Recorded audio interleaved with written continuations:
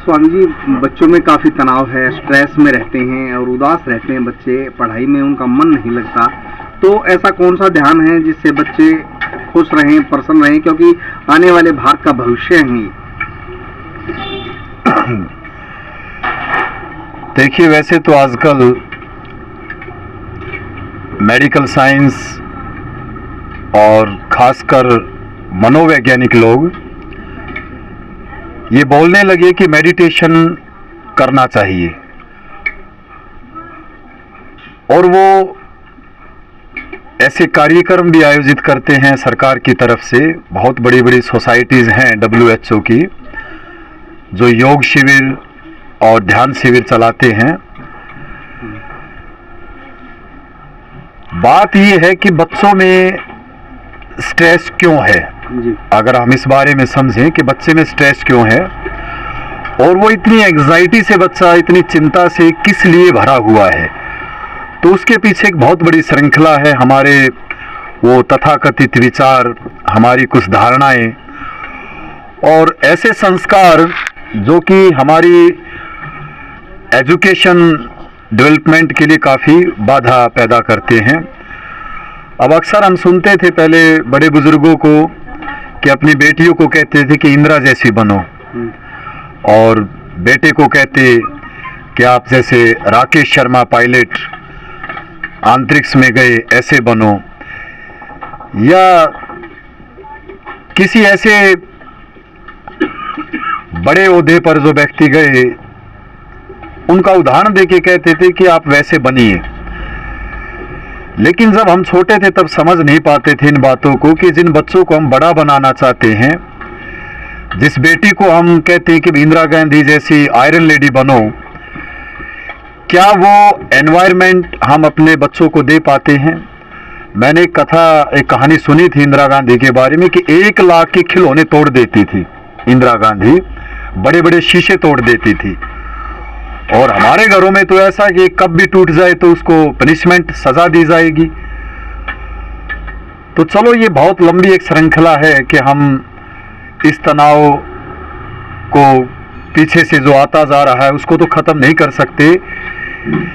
लेकिन आज जो बच्चे के अंदर तनाव है वो उसकी अपनी एक व्यक्तिगत कामयाबी को लेकर के है कि मुझे सफल होना है।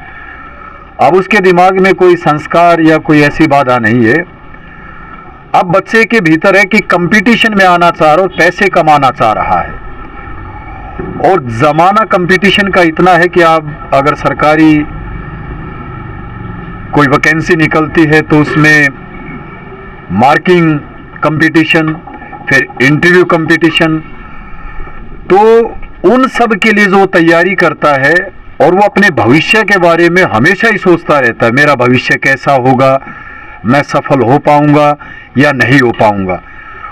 वो जो रिपीटिशन उसके दिमाग में है, एक विचार का बार बार आना, जिसे आजकल जो मनोचिकित्सक हैं, साइको साइंस जो बोलती है, वो बोलते हैं कि एक OCD नाम का एक रोग आजकल बच्चों में सबसे ज्यादा पनप रहा है। OCD मतलब ऑब्सेसिव कंपल्सिव डिसऑर्डर, कि एक विचार का बार बार आना, वो उसे बहुत हटाना चाहता है, उस चिंता को बार बार हटाना चाहता है, लेकिन उसको वो विचार बार बार आता है। तो ऐसे हालात हैं कि लोग ट्रैंक्विलाइजर, नींद की टैबलेट लेते हैं, या पेट में कोई गैस्ट्रिक वगैरह हो उसको मिटाने के लिए कैप्सूल लेते हैं, एंटासिड वगैरह, जो कि उसका एक परमानेंट इलाज नहीं, थ्योरिकल, कुछ समय के लिए आपको निजात या राहत मिलती है।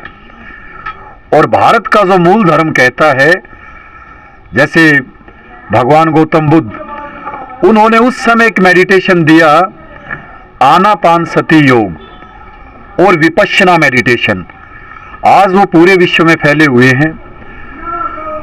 और फिर उनके बाद भगवान रजनीश, जिनको आज ओशो नाम से जानते हैं, वो आए और उन्होंने तो पूरी तरह एक साइकोलॉजी की जो एक थ्योरी क्रिएट की कि आप इस तरीके से आप अपने दिमाग को शांत कर सकते हैं।